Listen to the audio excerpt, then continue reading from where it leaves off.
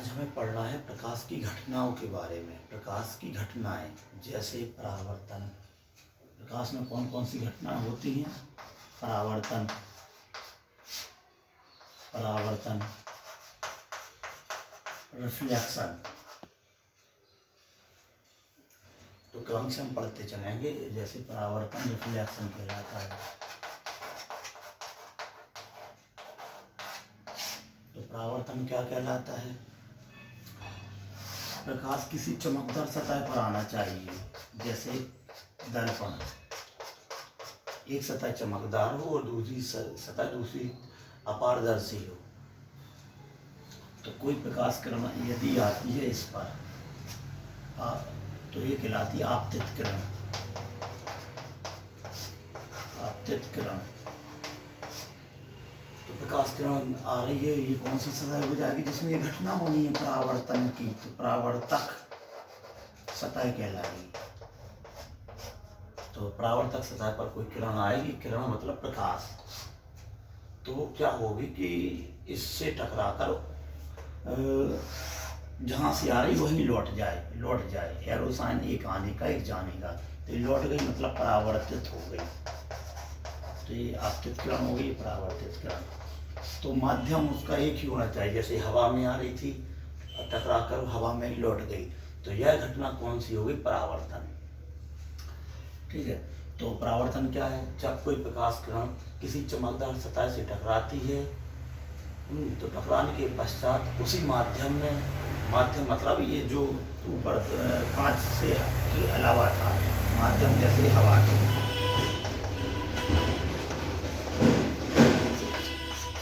उसी माध्यम में वापस लौट जाना क्या कहलाता है? प्रकाश का परावर्तन। इसके नियम क्या होते हैं? ये कोण मापने के लिए एक बना दिया जाता है, ये कहलाता है अभिलंब। अभिलंब क्यों कह रहे हैं? नॉर्मल, क्योंकि ये अपवर्तक पृष्ठ के 90 डिग्री पर होता है, ऐसे 90 डिग्री पर, तो ये अभिलंब कहलाता है। तो आने वाली किरण और ये अभिलंब के बीच का कोण कहलाता है आपतन का कोण, आई। आई मतलब इंसिडेंट एंगल, आई। वैसे ही अभिलंब और परावर्तित किरण के बीच का कोण होता है परावर्तन का कोण, रिफ्लेक्टिंग एंगल, आर। तो परावर्तन के नियम क्या बन जाते हैं? तो पहला नियम ये बन जाता है कि आपतित कोण या आपतन कोण आई और परावर्तन कोण आर बराबर होते हैं। परावर्तन कोण कैसे होते हैं? आर बराबर होते हैं। आने वाला कोण और लौट रही किरण, उनके बीच कोण बराबर होता है, आई और आर बराबर होते हैं। पहला नियम। दूसरा नियम क्या है? आपतित किरण, परावर्तित किरण और अभिलंब तीनों एक ही बिंदु पर मिलते हैं। कोई बिंदु P का है तो एक ही बिंदु पर मिलते हैं तीनों, मतलब आपतित किरण, अभिलंब और परावर्तित किरण तीनों एक ही बिंदु मतलब P पर मिलते हैं, या एक ही सतह पर मिलते हैं। सतह ये परावर्तक सतह पर मिलते हैं। ये परावर्तन के नियम है। आपतन कोण, परावर्तन कोण बराबर, आपतित, अभिलंब और परावर्तित किरण एक ही बिंदु पर या एक ही तल पर मिलते हैं। ये परावर्तन के नियम है। तो परावर्तन काय में होता है? दर्पण में, मिरर में। परावर्तन की घटना काय में होती है? मिरर में, दर्पण में। तो दर्पण क्या है? वह उपकरण या वस्तु जिस पर कौन सी घटना होती है? परावर्तन की घटना होती है। क्या कहलाएगा? दर्पण कहलाता है। या ये कहें जो अपने परावर्तित संपूर्ण प्रकाश को परावर्तित कर देता है, तो वही क्या कहलाएगा? ये दर्पण, मिरर कहलाता है। ठीक है।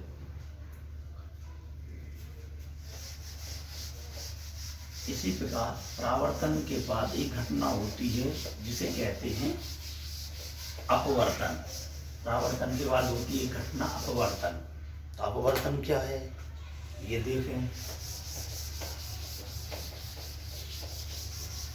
प्रकाश की घटना है, परावर्तन के बाद अपवर्तन।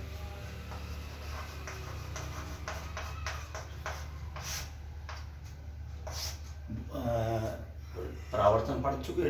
रिफ्लेक्शन ये कहलाता है, रिफ्लेक्शन। ठीक है, तो अपवर्तन कहलाता है। अपवर्तन क्या होता है? अपवर्तन में क्या होना चाहिए कि दो पृष्ठ होती हैं, जैसे हवा है ये एयर और ये कोई कांच है। तो परावर्तन में प्रकाश किरण कांच दूसरे माध्यम में गमन नहीं कर रही थी, उसमें नहीं जा रही थी, वहीं के वहीं जिस माध्यम से आ रही थी वहां लौट रही थी। यहाँ क्या होगा, दूसरे माध्यम में प्रकाश किरण आ जाएगी। तो एक आ रही है प्रकाश किरण आपतित, ठीक है, ये कौन सी सतह हो जाएगी? पारदर्शी होती है ये कहलाती है, वो परावर्तक सतह थी, ये अपवर्तक सतह हो जाएगी। अपवर्तक सतह या पृष्ठ। तो जब कोई प्रकाश किरण किसी एक माध्यम से दूसरे माध्यम में, हवा माध्यम से दूसरे माध्यम कांच में आ रही, तो प्रकाश किरण दूसरे माध्यम में जा रही है, तो ये कहलाता है अविलंब। ये आने वाली किरण को कहते हैं आपतित किरण, ये आपतित किरण है और ये कहलाता है अविलंब। ये काल्पनिक होता है। ये आपतित किरण तो आपतन कोण आई होगा, तो प्रकाश किरण क्या होती है, ये घटना कौन सी है? तो प्रकाश किरण को कहाँ जाना था?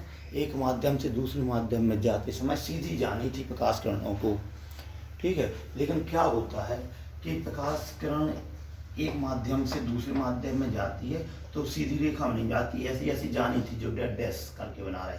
होता क्या है, ये मुड़ जाती है। तो ये कहाँ की ओर मुड़ जाती है? या तो अविलंब की ओर मुड़ जाएगी, ये मुड़ गई, या अविलंब से दूर हो जाती है। ये घटना क्या कहलाती है? अपवर्तन।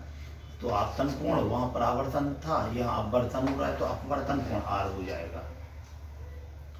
तो नियम अपवर्तन क्या है?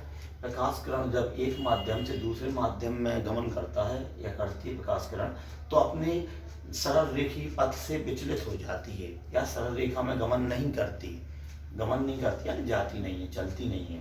इस घटना को अपवर्तन कहते हैं, रिफ्रैक्शन।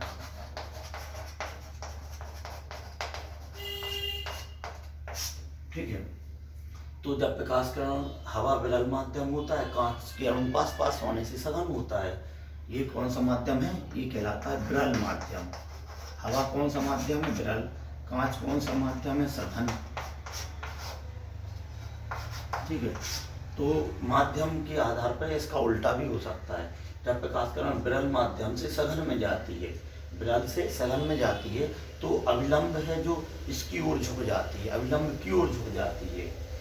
ठीक है, और जब प्रकाश किरण इसका उल्टा हो मतलब अब जा रही हो सघन से विरल में, सघन से आ रही हो विरल में, तो अभी अविलंब क्यों नहीं झुकेगी? अविलंब से दूर हट जाती है, तो ये आपतन कोण हो जाएगा, ये अपवर्तन कोण। इसका उल्टा हो जाता है, सघन में अविलंब की ओर आती है, विरल में अविलंब से दूर हट जाती है। ये अविलंब है, ये अविलंब है। यहाँ अविलंब की ओर आ रही थी, यहाँ अविलंब से दूर हो जा रही, ये घटना कहलाती है अपवर्तन। ठीक है, तो अपवर्तन के नियम क्या होते हैं? अपवर्तन के नियम तो देखें, इसके अनुसार जो हमने डेफिनेशन बताया दो तरीके से, ये पहला नियम हो जाएगा। नियम पहला क्या है अपवर्तन का? जब प्रकाश किरण विरल से सघन में जाती है, कहाँ से? विरल से सघन में जाती है, तो क्या होता है? अविलंब की ओर झुक जाती है, अविलंब की ओर झुक जाती है। ठीक है, और इसका उल्टा हो, जबकि सघन से विरल में जाए तो अविलंब से हट जाती है, अविलंब से दूर हट जाती है, अविलंब से दूर हट जाती है। ठीक है, दूसरा नियम ये है, ये भी बहुत सरल है। वहां आपतन कोण परावर्तन कोण बराबर थे परावर्तन में, यहाँ क्या होता है? आपतित किरण मतलब आपतन किरण से आपतन कोण बनेगा और अपवर्तित किरण से अपवर्तन कोण बनेगा। इनका अनुपात ले लिया जाए, जैसे 30-45, तो ये मान निकालना कैसे बनेगा? साइन 30 का मान पता होता है cos tan का, या 30 का कुछ मान नहीं होता, तो इनका त्रिकोणमितीय संबंध साइन ले लिया जाता है, साइन। तो इनका अनुपात कैसा होता है? इन्होंने कहा आपतन कोण की ज्या ज्या मतलब साइन एवं अपवर्तन कोण की ज्या मतलब साइन आर का अनुपात ले लिया जाए, बटे कर दिया जाए, तो ये नियतांक कैसा अनुपात कैसा होता है, नियत होता है। नियत जिसे क्या कहते हैं, जिसे उस माध्यम का जिसमें आ रही है प्रकाश किरण उसका अपवर्तनांक कहते हैं। क्या कहते हैं, उस माध्यम का अपवर्तनांक। अपवर्तनांक मतलब अपवर्तन का अंक मतलब मुड़ने का अंक। जैसे अपवर्तनांक को n या म्यू से प्रदर्शित करते हैं। तो जैसे हवा के लिए अपवर्तनांक म्यू कितना होता है, 1 होता है। ठीक है, कांच के लिए होता है 1.5, पानी के लिए होता है 1.3, हीरे के लिए होता है 2.4, म्यू का मान कितना होता है 2.4। तो मुड़ने के अंक होते हैं। सबसे कम हवा में प्रकाश किरण मुड़ती है, सीधी जाती है, तो सबसे कम 1 होता है और सबसे ज्यादा हीरे का 2.4।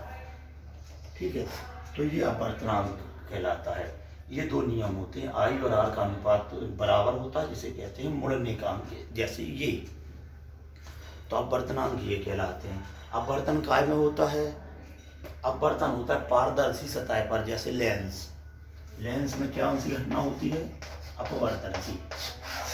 और परावर्तन की घटना हो रही थी काय में, दर्पण में। दर्पण में परावर्तन की घटना हो रही थी और इसमें ये वाली घटना हो रही है। ठीक है,